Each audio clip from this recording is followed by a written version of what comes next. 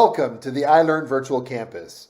Please sign up for a free iLearn membership on our website, check out our 7th annual conference coming next spring 2021, and let us know if you're interested in hosting events or leasing space on our campus by emailing campus@immersivelrn.org.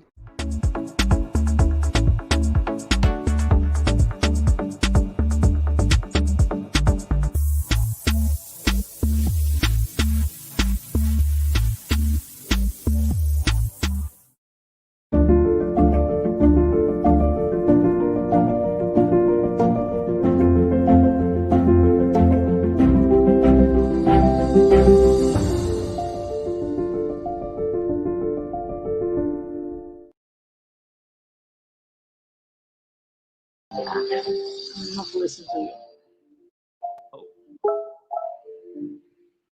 I'll text you. I'm looking for the last presenter. Okay. No, my question was if you want me to watch for the questions on Hoover and just paste them on your private chat.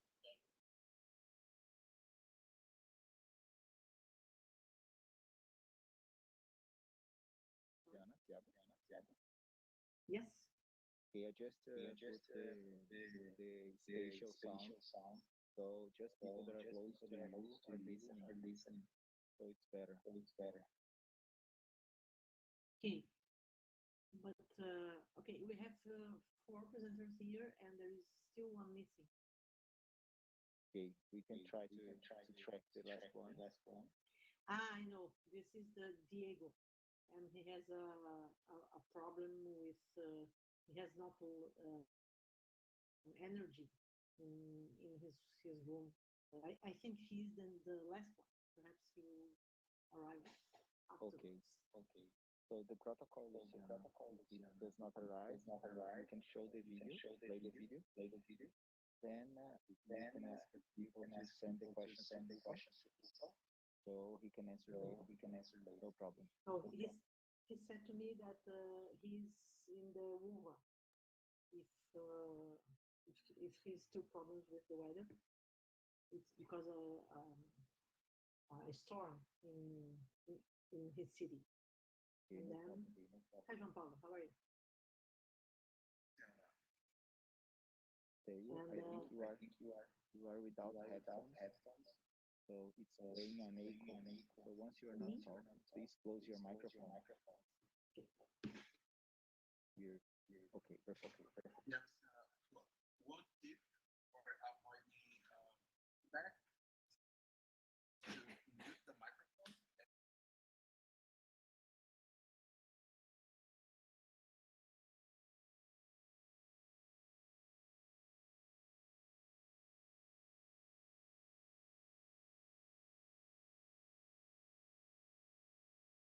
Yeah, it works like a walkie-talkie, so you can talk while you are pressing and holding one.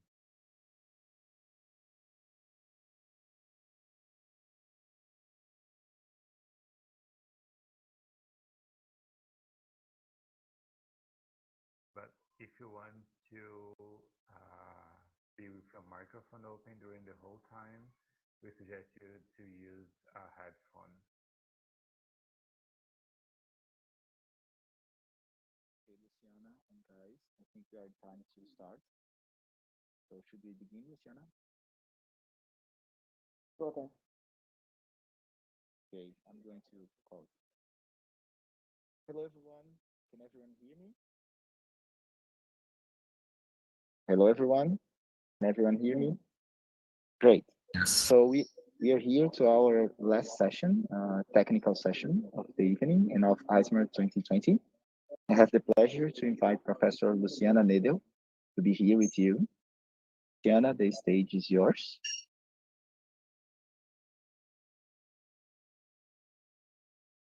Hello, everybody. Are you listening to me? Yes. Okay. Welcome to the last session of SMART this year. And in this session, we have 5 papers. And Just a minute, please. And then we have 10 minutes for each paper presentation, and then between 3 and 5 minutes for questions. We will start the session with the first word. It's what, how, and why are visual assets used in industrial augmented reality, thematic review and classification in maintenance, assembly, and training. And the presenter is Michelle.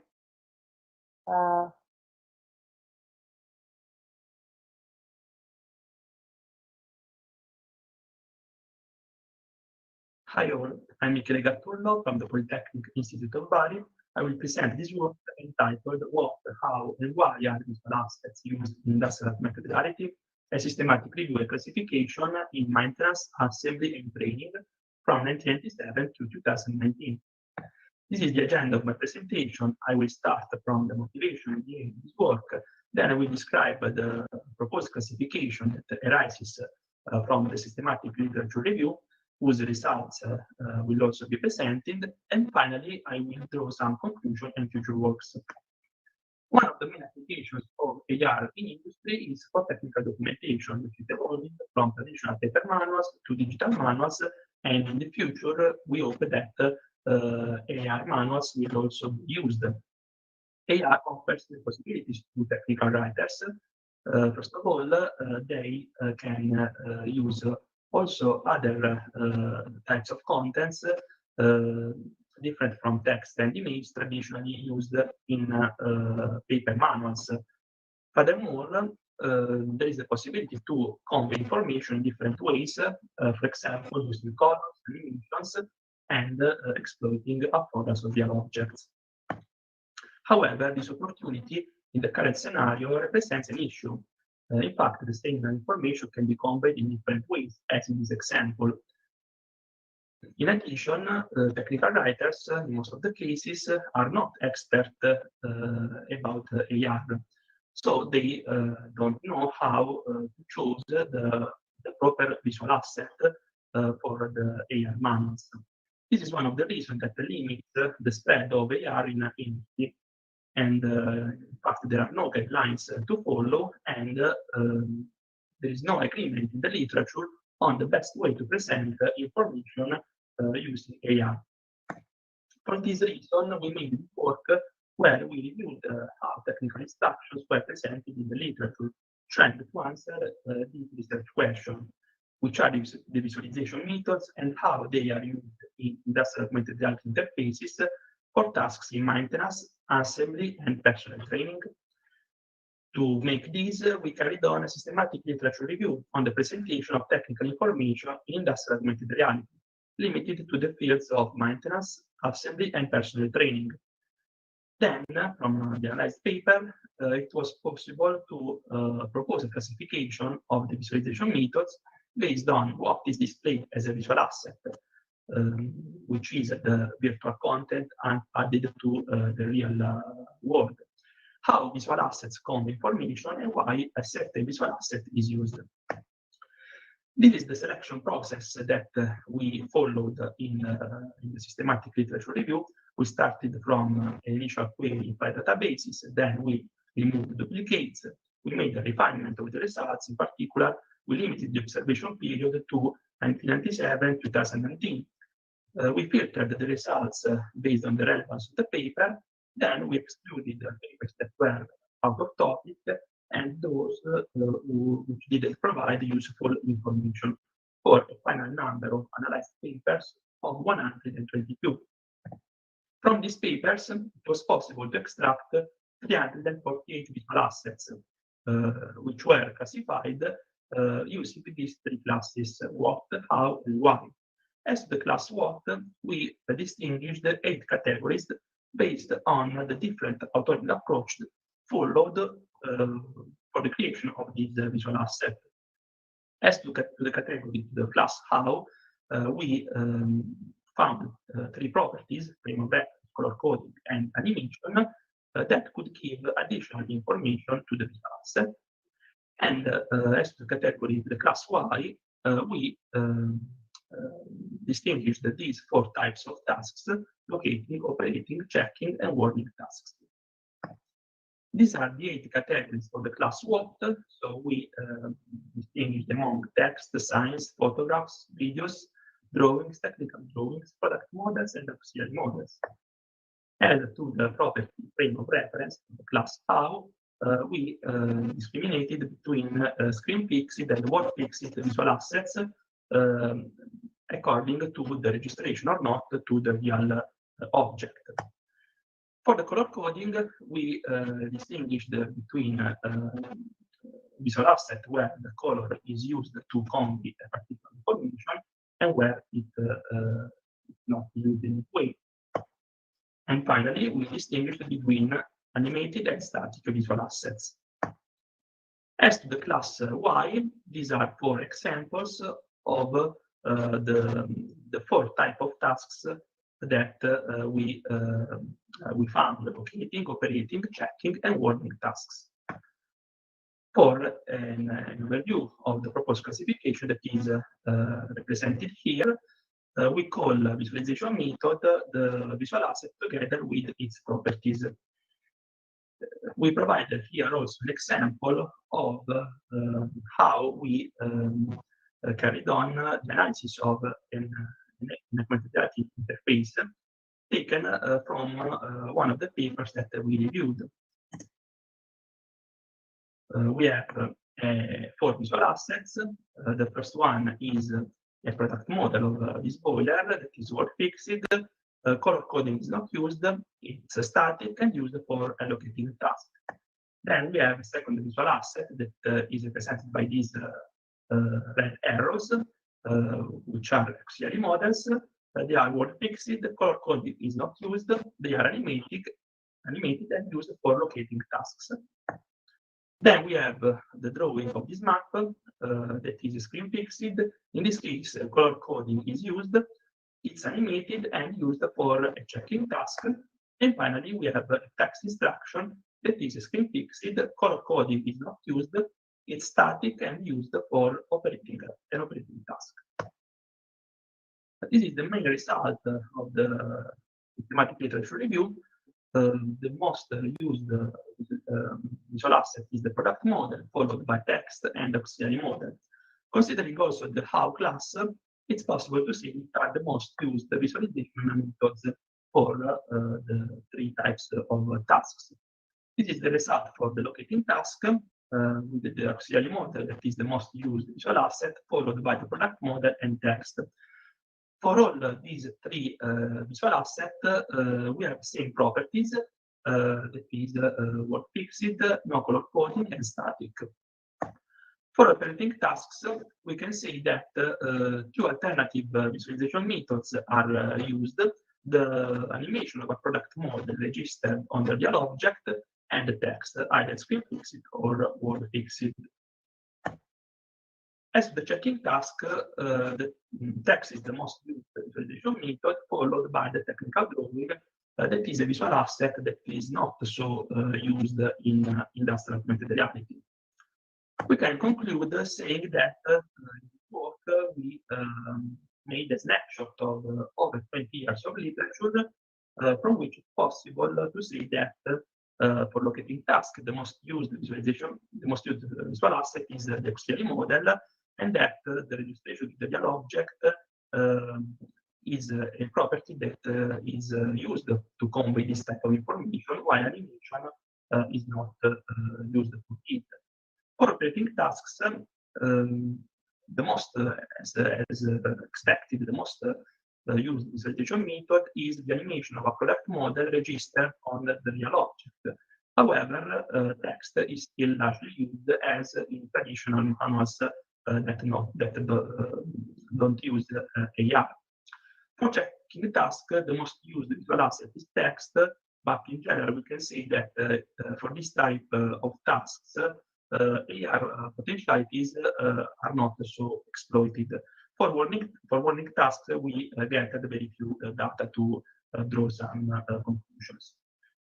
In general, we can say that properties like the color coding and the animation are little used in the literature.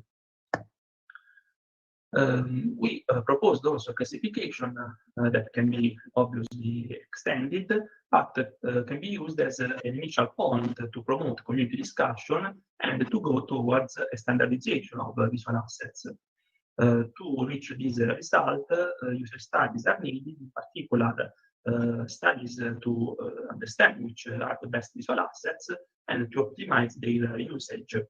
Finally, we can also make study to explore alternative visualization methods that were little used in the literature, for example, as regards science and color coding. That's all. Thanks for your attention.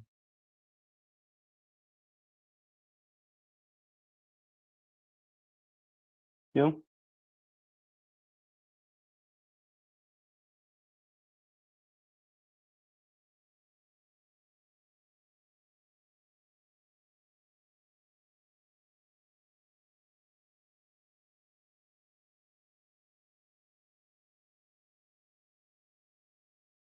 Diana, if you're talking, you're on mute. I am sorry, I was muted. Thank you very much, Michelle, for the presentation. I have, before to ask you a question, I would like to congratulate for this work and thank you, because it's so hard to do a survey, and you invested a lot of time on this, I am sure, and I think it's a very great contribution for this community. And I always thank the persons that invest in surveys. I have a question for you. You surveyed 20 years of works in this line, and have you seen an evolution of this? For example, in the first years, the persons used more text and then evolved for another kind of asset. Yeah, we can provide this type of result for the single visual asset, but we can say that in the last years we have many papers for maintenance assembly tasks, and in these papers we saw that product model is very largely used, and this is a constant from the beginning to the end of the observation period. Also for text. Maybe we watched that just in the last years other types of visual assets like science or photographs, drawings were used, not in the beginning. In the beginning, yes, we watched mainly text or product models, which are the classic way when we think to an augmented reality application for industry. I have another question from Keishi Tainaka. How did you decide the factors to classify visualization methods? The factors, sorry? Factors you use it to classify the visualization methods. Okay, how did you decide which factors? Yeah, we mainly focused on the role of the technical writer, so the people that should write the technical manual for maintenance or assembly. So which is the different authoring approach that he or she should follow to convey an information. So for example, to create a product model, I should have the CAD model of the object. For an auxiliary model, we can use, for example, a standard library of standard arrows or circles and so on. So the different authoring approach is the main factor. Okay, thank you very much. I think time is over. Let's clap the presenter.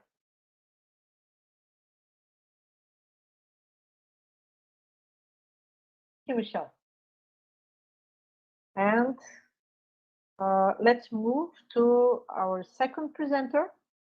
And I'd like to call Alec Moore to present the paper, Extracting Velocity-Based User Tracking Features to Predict Learning Gains in a Virtual Reality Tracking Application.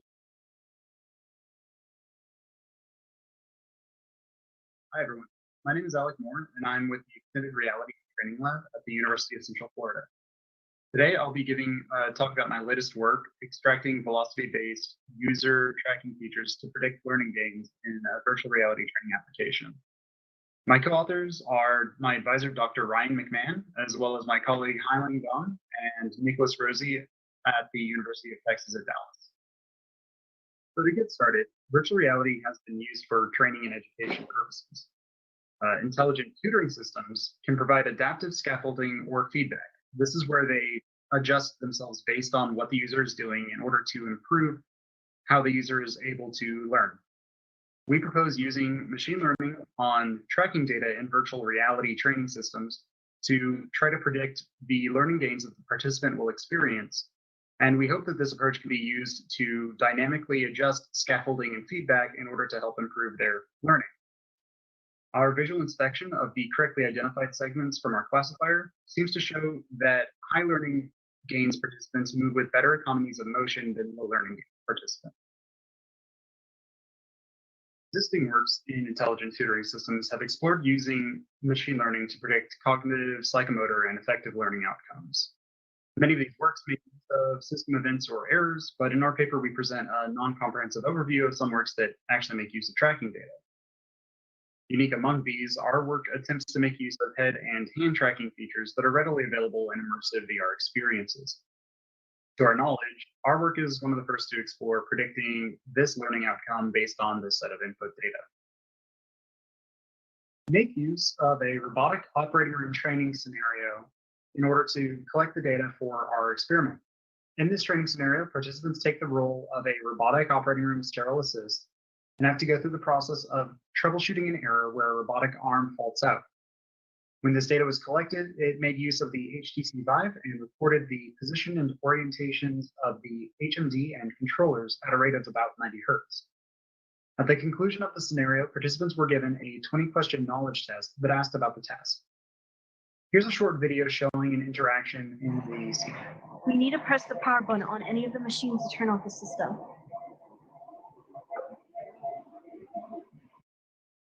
All right, I'll press the power button and turn it off.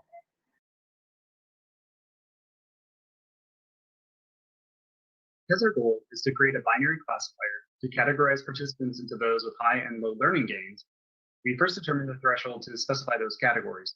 Ultimately, a score of 12 was chosen because it was one standard deviation above the mean of our participants. We took our positional data and subsampled at a rate of about 6 Hertz and derived the linear and angular velocity. This approach should reduce effects from height differences in participants, as well as reduce the noise from the tracking jitter. We then subdivided the longer set of tracking data using a sliding window approach to get multiple equal-sized chunks of data for each participant. The size of the window and the offset were treated as hyperparameters for the optimization that occurs later on. Finally, we took these segments and ran them through principal component analysis or convex combination hole to reduce them from high-dimensional data to a smaller set of descriptive components. So here's an example of using PPA to dimensionally reduce 3D data. Principal components are shown as a plane in the 3D graph here, and points are then projected onto this plane. This plane is determined by which axes will retain as much information from the original data set as possible. CDX does a similar job of reduction, but instead of projecting onto axes, it attempts to find a descriptive convex whole point that closely approximates the actual data's whole, then projects values onto that. Essentially, both are just reducing the amount of data from a high dimensional set of data to smaller descriptive dimensions of data. So one thing that we determined early in our experimentation is that the angular velocity data from the HMD and the controllers appeared to be contributing a lot of noise. Because of this, we reran experiments selectively excluding controller angular data and the HMD angular data. Interestingly, we ultimately found that different techniques yielded varying robustness to this noise. Here's an overview of the data flowing through the SVM to allow us to classify participants. The motion segment, which is first determined by the length and shift size of the window, is fed into either PCA or CVX to yield K components of featurized data. This is then fed into our Gaussian kernel SVM that has a cost C and expressivity gamma. This outputs a binary classification of the segment as either a high learning segment or a low learning segment, as well as the certainty of that segment classification. All segment classifications belonging to a participant would be simply summed to get a majority vote to get our user level classification, but many segments can be misclassified with a very low certainty. So to help those from overwhelming the system with incorrect classifications, we multiply every classification by its certainty and then classify the user based on which category has that higher sum. So here we show what range of values were systematically explored for possible hyperparameter values, as well as the best hyperparameters that were determined by a full validation. So you can see here the segment length and shift size hyperparameters that determine segments from the sliding window approach, as well as the number of components from the dimensionality reduction, K. And finally, the penalty and expressivity are hyperparameters that affect the SVM classifier itself. Generally speaking, these values tend to vary depending on the context and dataset, so any future works that build on this need to take the time to systematically determine the hyperparameters that work best for their application. Finally, our experimental results. Our results on the training split show that both models trained with PCA and CVX failed to identify a large percentage of the low learning and high learning gains when the angular velocity of both the HMD and controllers are included. When the angular velocity of controllers are removed, however, the CVX attains a much better performance, but PCA still performs poorly. Once we remove the angular velocity of both controllers and the HMD, though, the PCA trained model performs about on par with the CVX with regards to the training set. On the test split, you can see that the model performance is quite robust, regardless of the inclusion of angular velocities. This might be because the angular velocity attributes add little generalization to the model and only make it more difficult to train, but given our limited data set, we only suggest this as a possible explanation. So because our classifier seems to be performing well, we wanted to try to understand what exactly it was looking at in the data to try to make these predictions. So we visually inspected segments that were confidently and correctly identified. In order to do this, we rendered a top-down view of traces of the HMD and the controllers through the scene. And we also rendered an additional line that connected the objects whenever the speed exceeded 1 meter per second, which was inspired by our result. It appears as though low learning gains participants seem to move a little bit less smoothly and a little more slowly than their high learning gains counterparts. This leads us to believe that high learning gains participants seem to be moving a little more confidently. So we decided to look at if there was a correlation to prior VR experiences, but we did not find one via Mann-Whitney U-tests. So our conclusions. It appears to be possible to predict procedural learning gain based on readily available HMD and controller tracking data. Our own learning gain prediction approach appears to work best without angular velocities of the HMD and controllers based only on the linear velocities. We also seem to find that it looks like low learning gains participants were moving slower and with less certainty, and the high learning gains participants appeared to be moving faster and smoother. This may be what the classifier is latching onto to make these classifications, but we don't know that for sure. So what limitations do we have? We had a very small number of high learning gains participants that were identified. Ideally, our binary classifier would have been trained against data with both classes roughly comparable in size. Additionally, our data set as a whole is biased towards college-age men and isn't necessarily representative of the population. Another limitation is that a human trainer may have evaluated participants' performance quite differently from our knowledge test, but our data set unfortunately doesn't include expert evaluations of learning gains.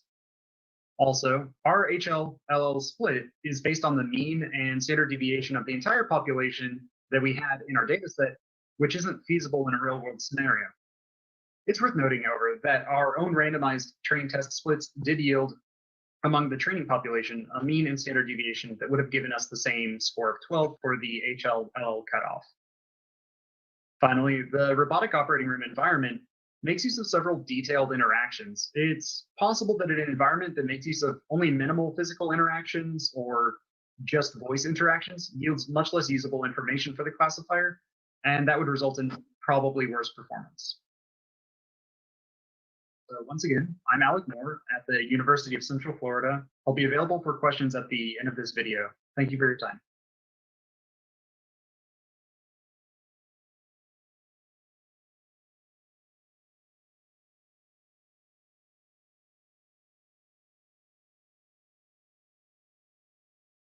Okay, thank you for your presentation. Alec, we have some questions here. Try to manage with this. Roger Taylor asks, how is learning defined? At the end of the session, participants were given a knowledge questionnaire that asked them about the environment. As an exclusion for the participants, we required that they had no prior knowledge of robotic operating rooms. So we can assume that they started with zero knowledge and that any correct answers on the knowledge questionnaire were gained during the session. Thank you. And I also have a question. How do you define the threshold between low and high gain?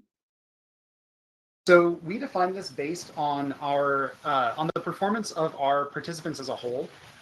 We just chose the median plus one standard deviation to be the difference between high learning and low learning. This is because our questionnaire only consisted of 20 questions, and generally the performance on the questionnaire was not great. So the way that we decided to define this classifier was on splitting that set of data just on the median or on the mean plus one standard deviation. Okay, just thinking about how to use this, do you also consider that a user can evaluate and change from a low gain to a high gain user? We would like to think that if we continue doing this work, we'll be able to create an intelligent intervention system that will be able to identify when participants are behaving in a way that suggests that they might be having issues with the learning, and help augment their ability to learn with additional feed forward or re-representing the information in some way that might be more helpful to them. Okay, thank you very much. Let's clap him again. Thank you, Alec. And let's present the next work. And present the third work, I will call Verena Biener. And the paper is Breaking the Screen, Interaction Across Touchscreen Boundaries to Reality for Mobile Knowledge Workers. Please, Verena, come here. Hello, my name is Verena Biener, and I will present to you our work, Breaking the Screen, Interaction Across Touchscreen Boundaries in Virtual Reality for Mobile Knowledge Workers. VR has the potential to transform mobile knowledge work because, for example, it provides a large display space and it is possible to display layers of information that can be perceived through depth. The spatial interaction used in VR works with the users in a wide space, but not so good in places with limited space, which is common for mobile knowledge workers. The solution we evaluated is to use a touch device to interact with virtual content. This can also be combined with additional modalities, like gaze tracking. So we evaluated how to arrange and manipulate information in a joint interaction space of HMDs and tablets. Related work in the area of mixed reality for knowledge work would be from Schneider et al., who used immersiveness of VR to change the input and output characteristics of a visual keyboard. In the area of spatial interaction, there's the work from Surale et al., who defines a set of design dimensions and guidelines for using a tablet in VR for 3D modeling. Pfeiffer et al. Used eye gaze and touch. So when the user's gaze is near the touch position, this results the direct touch input, and when the gaze and touch are separate, the touch input is redirected to the gaze. So in our work, we want to examine how to support mobile knowledge workers through joint VR and tablet interactions. The assumptions we had was the already mentioned limited space, and that we want to use mostly 2D applications, like common office applications. We implemented a set of 6 VR applications that can support mobile knowledge workers, including, for example, a window manager and a map. You can find more information about them in our paper. In an iterative process, we explored different possible interaction designs. This led to the following design space that we evaluated in more detail. There are different possibilities for arranging multiple 2D information windows around the user. One possibility is to arrange the windows in depth. This means one window is on the physical glass, and then there are also windows behind and in front of it. This can, for example, be seen in our map navigation and our PowerPoint application. Another possibility is to arrange the windows around the user.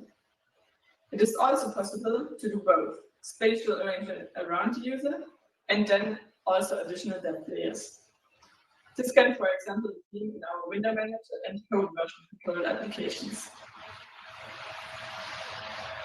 There are also multiple possibilities of interacting with these multiple screens. We evaluate 2 possible techniques for efficient switching of the screens. The first is a bimanual technique, where the user can switch the screens by touching the bezel of the touchscreen with the non-dominant hand, while swiping with the dominant hand to change the active window. Our second technique combines eye gaze and touch.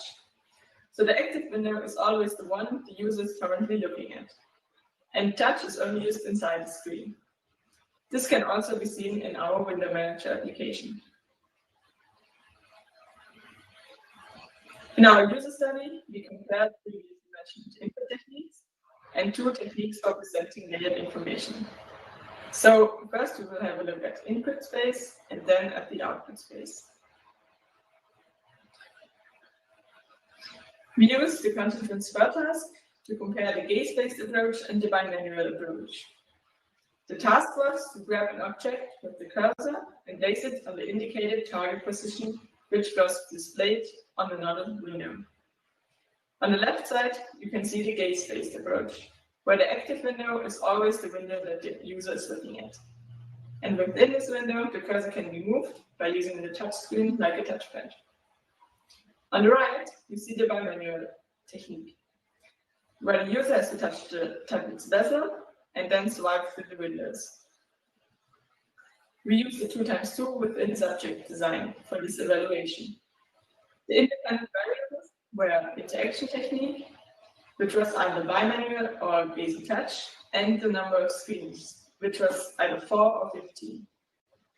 The dependent variables were task completion time, accuracy, task load, VR sickness, and usability. We recruited 14 participants, which all had prior VR experience, and the setup consisted of a HTC Vive Pro I and a Huawei tablet. We attached Velcro at the borders of the tablet to support the participants in identifying the touchscreen boundaries, and then the tablet was placed in front of the user. First, participants filled out the graphic questionnaire. Then they performed the eye calibration. We had 2 tasks to investigate around screen interaction and depth interactions. We counterbalance all tasks and conditions to avoid ordering effects. For all conditions, the participants had a training phase and then they did the real tasks.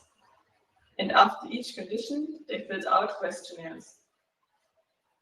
At the end of each task, a questionnaire about preferences was done, and we conducted a semi-structured interview.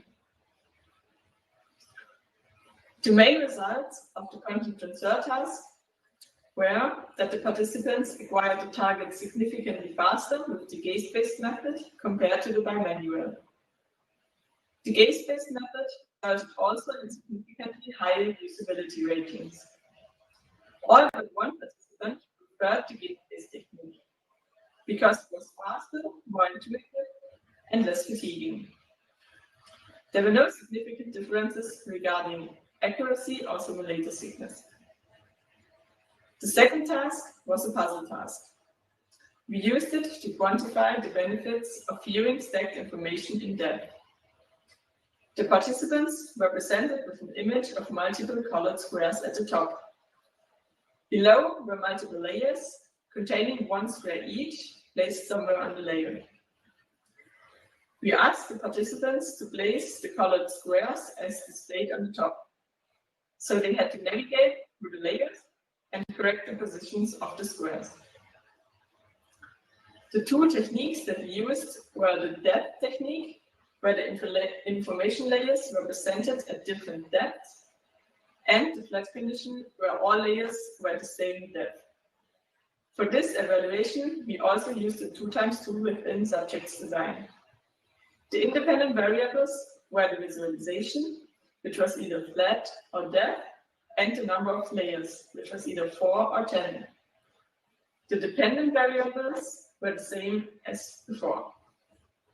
The main results from the puzzle task were that the participants were significantly faster with depth visualization compared to the flat, about 14%. Also, the depth resulted in significantly lower mental demand and a higher usability score.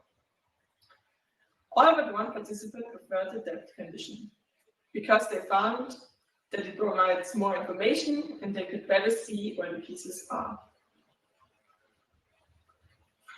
In a second user study, we presented a range of 6 applications to get initial user reactions, which were quite good. We found that applications are easy to use, useful, and enjoyable.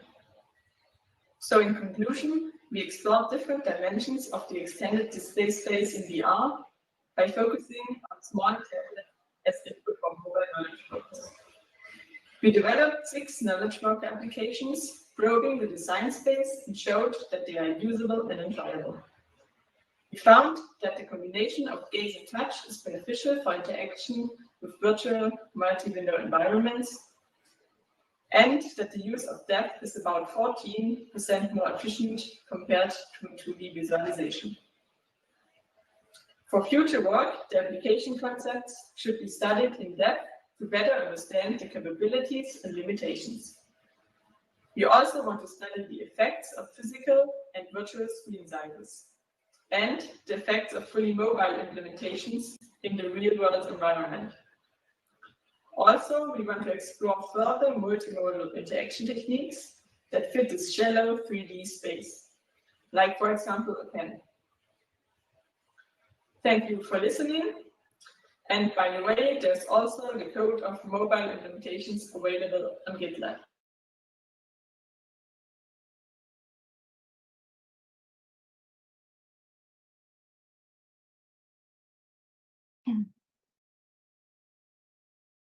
Okay, thank you, Verena.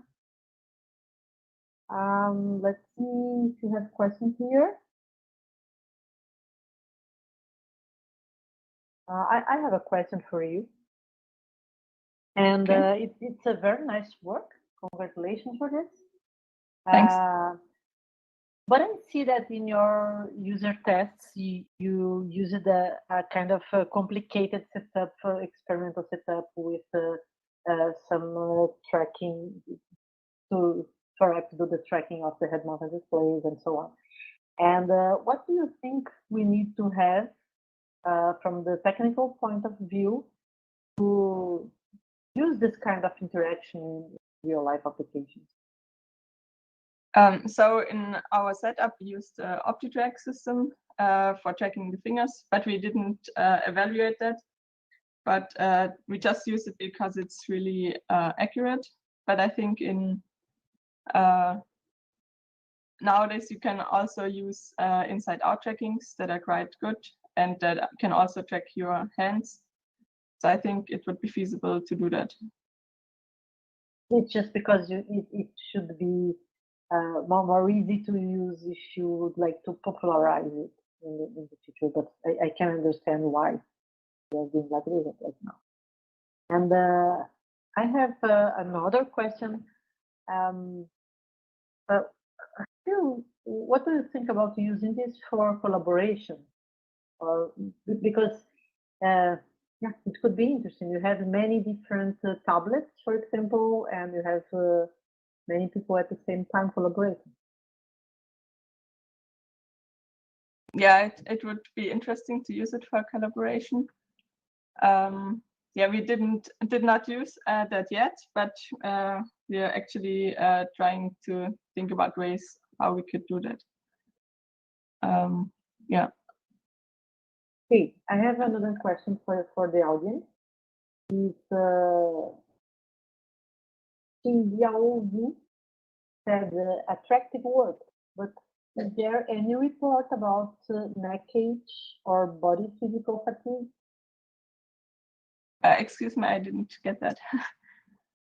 Yeah, it's just the question is there any report about neck ache? You have problems in your neck or some other body physical fatigue? Not in this study because it didn't take that long. So the participants were just using it for maybe an hour. So they did not complain about that. And we also, for the task with the multiple displays, we checked that the range of the displays is not too far so that the people do not need to move their heads that much, so that it is still comfortable. So we did not experience that in this study. Okay. Do you have another question from the audience? You can also speak. Okay. Thank you very much, Verena, and congratulations again. Thank you. Let's clap the work.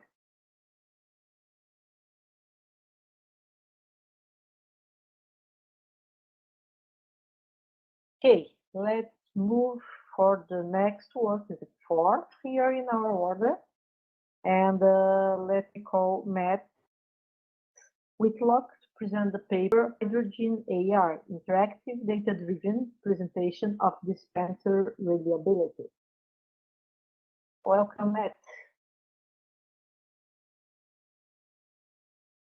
This work on our system called Hydrogen AR was designed and implemented primarily during my 2019 summer internship at the National Renewable Energy Lab in Golden, Colorado. Hydrogen AR serves as a case study where we explore how we could improve existing practices for data-driven presentation in augmented reality. Hydrogen fuel is an appealing option in the renewable energy space, primarily because the byproducts of the reaction are just water and heat. The group we were working with did their research on hydrogen fuel cars. One of the big issues is that hydrogen dispensers break down fairly often. Based on this median amount of dispensed fuel per breakdown from 2 years ago, you could expect your dispenser to fail after between roughly 50 and 60 car fills, which would make widespread adoption of hydrogen fuel very difficult. And shifting gears a little bit, at NREL, a number of VIPs come by, and impressing them with the research going on can inform government and industry funding of future projects. So it's an integral part of day-to-day operations to put on a good show for visitors at NREL. There's a replica hydrogen dispenser positioned very prominently at the top of the 3rd floor that has the opportunity to show passersby what they're working on. What's pictured here is more of a vision for the dispenser where people can actually engage with it as a dynamic installation, but instead it's more treated like an exhibit in a museum where nobody wants to get close to it. So the team came to us to talk about how we can improve existing presentation workflows using immersive augmented reality. And aside from resulting in a usable presentation system, this project offers insight into how and when data-driven presentations can be built for AR. So I'll talk about the system requirements we discussed, the system implementation, and the evaluation. First, the design requirements. In general, the problem as it was presented was to engage people with the display fueling station and to use AR data visualization and 3D simulation to support the tour. Rather than completely replacing the existing tour assets, which are 2D slides, we're looking more to supplement with AR visuals and simulations. Based on our conversations with the hydrogen fuel team, they had some ideas in mind and goals for an AR presentation system. We also had some guidelines of our own as the HDI research group. One of the most important things was to be able to engage with existing infrastructure. They were wanting the hydrogen dispenser to be seen less like a sterile museum exhibit and more like an interactive display piece that's integrated into the presentation. Another important piece is to situate data directly on the dispenser. As mentioned, they collect a lot of data through simulations, which are generally outdoors, and to be able to project it directly on the dispenser would provide better context. And another interesting feature they discussed was to be able to show a simulated fill using the real dispenser in a virtual car in AR. And then on our end, we prioritize simple interactions, as it's important that the tour recipient not have a complex interface to master while they should be listening to the presentation. A big issue with AR HMDs is that you can't necessarily see what the wearer sees.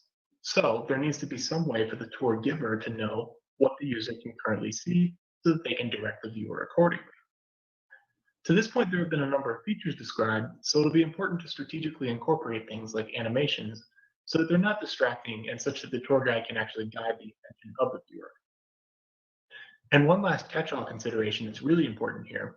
When faced with a crossroads of adding extra features or retaining simplicity to make the system more adoptable, we should aim for easy adoption. Since it's already a significant technology intervention to add an AR headset to the tour, keeping the barrier to entry as low is really important. All right, so now getting into the system implementation. In implementing Hydrogen AR, we used the Magic Leap 1 headset, which includes a handheld remote.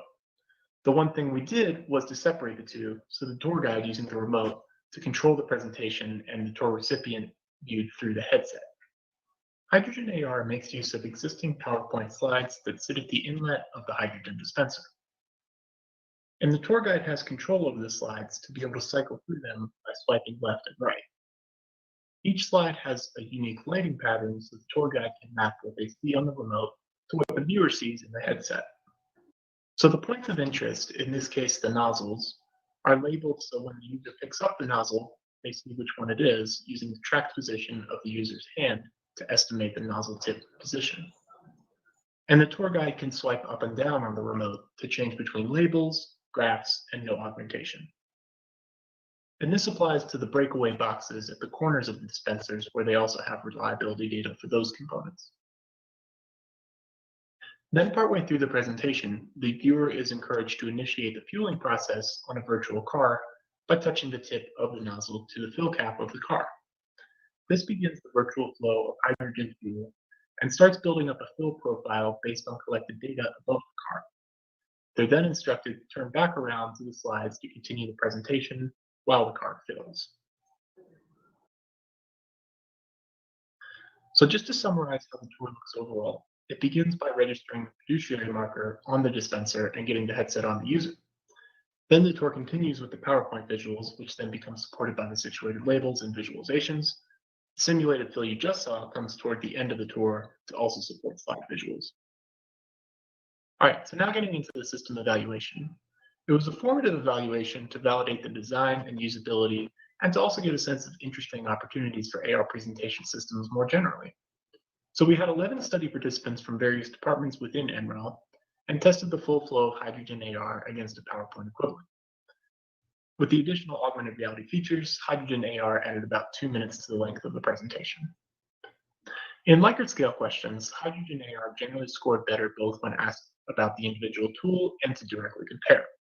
The least favorable response for Hydrogen AR was with respect to understanding dispenser reliability, likely because most of the additional AR features focused more on providing context and increased engagement. So getting into some of the participant quotes, generally people appreciated the dynamic visuals that they initiated themselves. Participants reported trade-offs for using AR versus using PowerPoint, as Hydrogen AR was typically seen as more engaging to users. And participants liked the real-time fill profile simulation as an additional feature of Hydrogen AR. There were disagreements on other aspects.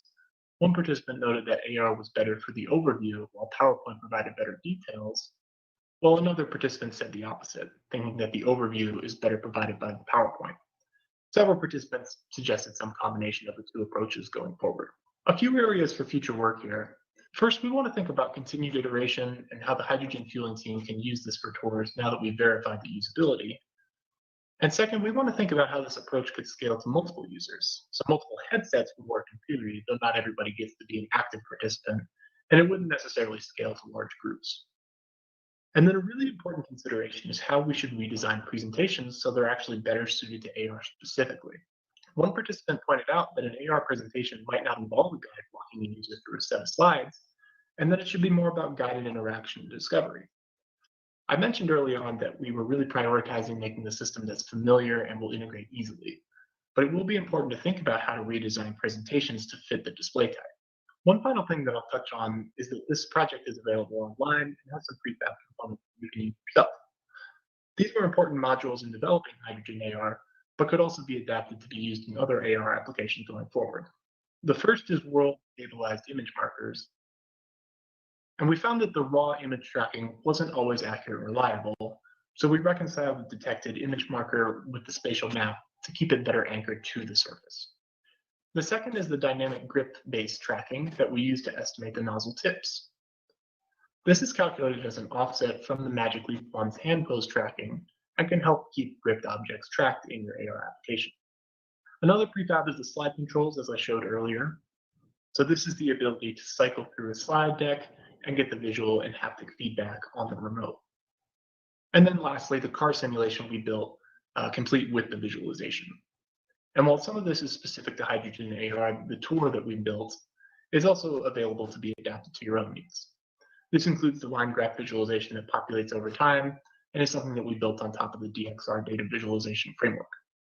There's more info available on the website I listed at the bottom, and I made a brief video to further explain the prefab components.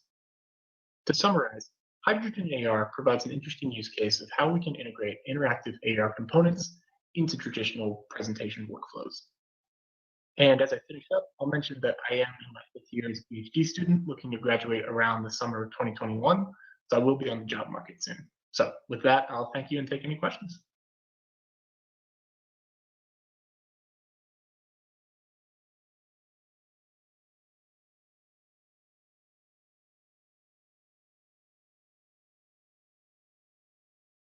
Okay, thank you. Matt. Let's see if you have questions here. Please. We have a question from Steve Feiner.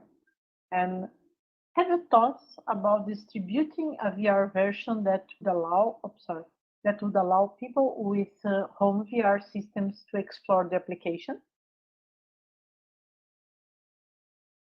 Yeah, that's not something that we had thought about, but I think that can be especially helpful in COVID times. You know, as we were building this, we didn't necessarily think about, you know, the possibility that we might not be able to have these sort of co-located guided presentations.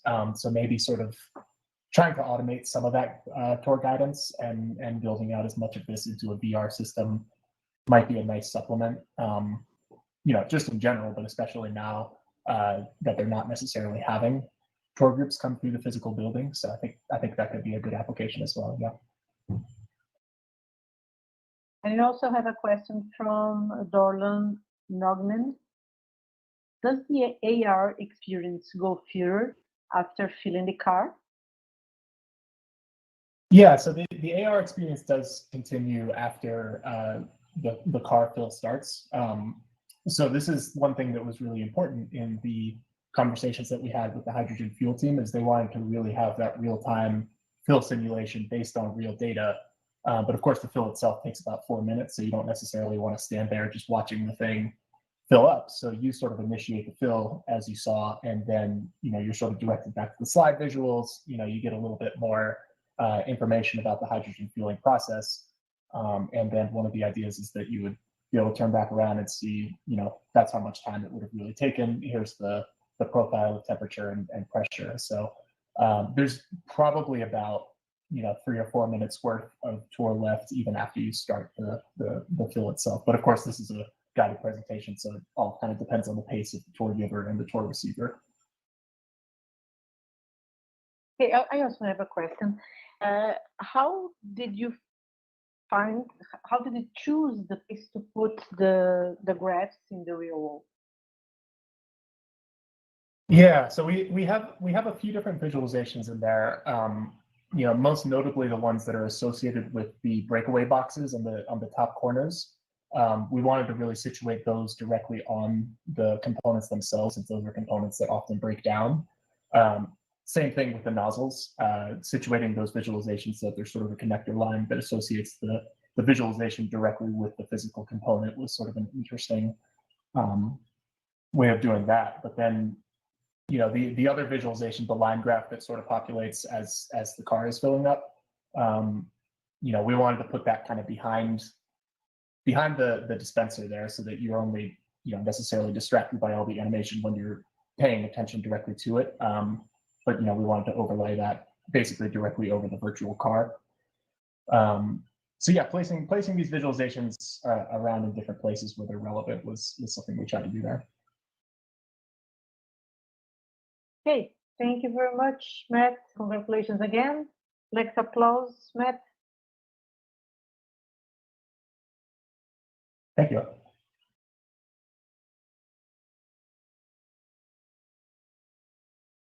Okay, let's call our last presentation. It's the last presentation, last presenter for the last presentation in the last session of the last day. And after that, you'll be free to go to the beach. And I would like to call Diego Monteiro. And okay, Diego, welcome. And Diego will present the paper and in-depth exploration of the effects of 2D, 3D blur sites on first-person shooter games in virtual reality. Thank you very much. Hello everyone, and welcome to an in-depth exploration of the effects of 2D, 3D views and controller types on first-person shooter games. My name is Diego Monteiro, and I'm talking on behalf of the XK Lab at XJTLU. This is a collaboration with Mass University Dr. Nilufar. The members of the XK Lab who collaborated in this project are me, Diego, Jialin, Hao, following our lab's head, Dr. Heining. So why is this research important? First of all, views are often underexplored in VR. 2D and 3D view is not often researched in VR. We just assume 3D is better, often, and just go with it. Further, controller view interaction are even less explored. And these factors can affect enjoyment and performance. Thus, we wonder if the current results are actually related to these interactions. And actually, we need to know how the interactions affect the game experience. So let's first go to talk about some background. First things first, 2D and 3D views in VR. Well, 2D and 3D views have been shown to be processed differently in the brain. And 3D generates a greater sense of action. That is the sense of motion when you're not actually moving, caused by a visual illusion. Well, further, it's important to see that head-mounted displays seem to be more immersive than caves. Meanwhile, caves seem to generate less sickness than head-mounted displays. Now, one way to reduce simulator sickness is by the use of visual techniques to mitigate it. For example, blur, that can cover the whole world in blur, except for the region that the user is seeing, or when the user is turning, it becomes blurred. Or you can use a reduced field of view that hides part of the virtual environment. But one specifically good way to reduce simulator sickness while playing FPS games is through the use of the gaze point. The gaze point can be a hairline or something to look at and can serve as an aim during an FPS game. And talking about first-person shooter games, FPS seem to have the worst performance in VR. However, they generate the best enjoyment. And FPS games seem to be equivalent when you're using the controller of Oculus Touch or the Xbox controller, but not much study has been done regarding keyboards and mouse. So we wonder, this might be causing effects. So what are we going to investigate? We're going to investigate if is the performance caused by the VR environment or by the controller used. Do visual stimuli play a more prominent role in subjective feelings than how we control them? And is stereoscopic 3D view really a significant factor inside a head-mounted display? Well, how we're going to investigate it? We created plane frame. So plane frame is a frame that shows only a 2D view inside the virtual world covering the 3D environment. So we can see here the 2D view in front of the 3D environment. And this is a demonstration of how it would work. Here we can see the ball, it looks in 3D. And the smaller ones or the different ones don't. And we can use it as a small mask, big mask. It depends, it is totally customizable. You can change the size. And you can use the extreme mask that hides everything, similar to the field of view reduction. But it's not the same because field of view reduction does not change the things for 2D. We also developed our own FPS game.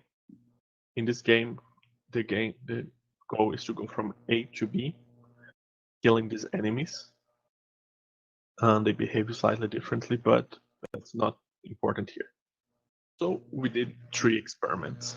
The first one, we compared immersive environment and regular computer screen. We wanted to see the influence of a 2D view, and we wanted to collect gameplay data for when players are using the keyboard only. For the second one, we wanted to analyze when the players were using a controller, and we wanted to compare plane frame to other mitigation techniques, such as the gaze point. And further, we experimented with different plane frame sizes. To measure everything we did, we analyzed the simulator sickness questionnaire, an immersive experience questionnaire, and the in-game stats. All players played one version, then answered the questionnaires, they rested, then they repeated, answered the questionnaires, rested, and so forth and so on until all versions had been completed. Each participant only participated in one experiment, just to be clear. So what we observed as a result? The first experiment, when we compared plane frame against a common display and a regular VR, the results from the first experiment showed that simulator sickness was different in all components except for nausea, but only for the regular VR, the plane frame and the common display, they did not present any differences. And something similar happened in accuracy, in which regular VR performed worse than everything else and nothing else changed. Finally, to our surprise, immersion seemed to be better in the VR plane frame when compared to the regular VR. So this is interesting. For the second experiment, we compared VR plane frame with gaze and regular VR, but this time using the controller. Just a reminder before we are using the keyboard. In this round of experiments, we actually had some quite interesting results. For example, we observed that immersion was worse in plane frame, even though in the last time immersion was better. And simulator sickness still is mitigated better using a VR plane frame, except for dizziness, that actually not using anything at all was the best case. And the score was a little lower in VR plane frame this time. No other results appeared to be interesting. And in our third experiment, we compared plane frame and different size of it. We compared extreme mask with a small mask and a big mask. Change the size of the plane frame did not affect it as a mitigation technique. In all versions, they scored basically the same, big mask and small mask.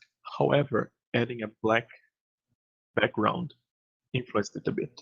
It made dizziness worse, but improved oculomotor components of the simulator sickness questionnaire. And Big Mask scored better as for scoring, but no other differences were found. Now, when we compared the controller with the keyboard, we did a between subjects study, and we used 24 participants, and on the first time the participant did the experiment, we analyzed their data. Our results showed important interactions between view and keyboard, as can be seen in virtually all the results that we got from these between subject studies. So this should be evaluated further. Now let's discuss the findings. First, we know that interaction factors are important and the control method is very influential, as we could see in the previous slides. 2D view can provide immersion in the right context, especially if you use a keyboard. And for FPS games, the combination of 2D view and a keyboard might be ideal. So this is kind of surprising and interesting. So what we recommend the use of keyboards for first-person shooter games, and also the use of a plain frame mask for first-person shooter games, so people feel less sick and can enjoy the game for longer. The plain frame can be used hidden in the game like a prop, like a helmet or something like this. The limitations of our studies are that we only tested the game. We only tested one kind of game, that is the first-person shooter game, and we only used 2 sides of the plane frame. However, these 2 sizes showed relatively no difference, so we don't believe using more sizes will be advantageous. And the results of the game should be tested in other kinds of game as well, but this will be out of the scope of this paper. I would like to thank the participants and actually tell you for their funding. And thank you all for watching. These are our references. And if you want to contact us, you can contact me at d.montero@actuallytellyou.edu.cn, or you can contact our corresponding author and our lab's head, Dr. Haining Liang, at haining.liang@actuallytellyou.edu.cn.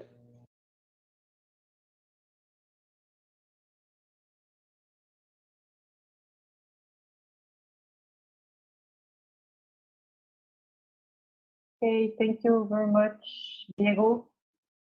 Do we have questions from the audience? Yes, I have one question. How long was each session in your user studies? In the inter-study, if I'm not... For each user, how long one user spends, how much time they spend playing? They were about 15 minutes, 4 minutes for each game. So they played for 4 minutes, around 4 minutes, and they answered the questionnaires, rested, then they played for another 4 minutes, and they rested, and then they played for the last 4 minutes, and then answered the last questionnaire. We wanted to avoid them accumulating too much sickness in the end, even though we wanted to evaluate, but that was not our only goal. Can understand, but sickness is not the only problem from one that are using Hamilton display, for example, for a long time. And my question is, do you think the time spent, the amount of time spent in playing, have an influence in the results? For example, if you repeat all your tests, all your user tests, I don't know, with much more time for each test, do you think the results will be the same? Honestly, I think if we repeat the sickness we accumulate, but I think the scores might get even, but this is something we should investigate further. It's not completely clear, but I would predict that the simulator would increase and the other results would just get equivalent after, I don't know, 1 hour, 2 hours. Maybe interesting because the duration of a game is more than some few minutes. And it could be interesting as a future work to investigate tests with, I don't know, 1 hour. Yeah, indeed. Thank you very much for the suggestion. Probably will do it. Okay, thank you very much, Diego. Then, someone have another question? I think this was the last question of Smart 2020. Thank you very much for all of you for being here for this session, and I would like to thank again all the presenters. Let's applaud them, all of them, and Diego.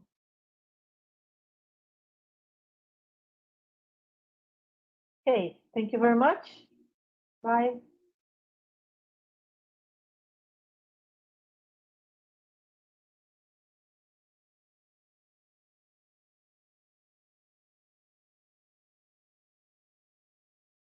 Welcome to the iLearn Virtual Campus. Please sign up for a free iLearn membership on our website, check out our 7th annual conference coming next spring 2021, and let us know if you're interested in hosting events or leasing space on our campus by emailing campus@immersivelrn.org.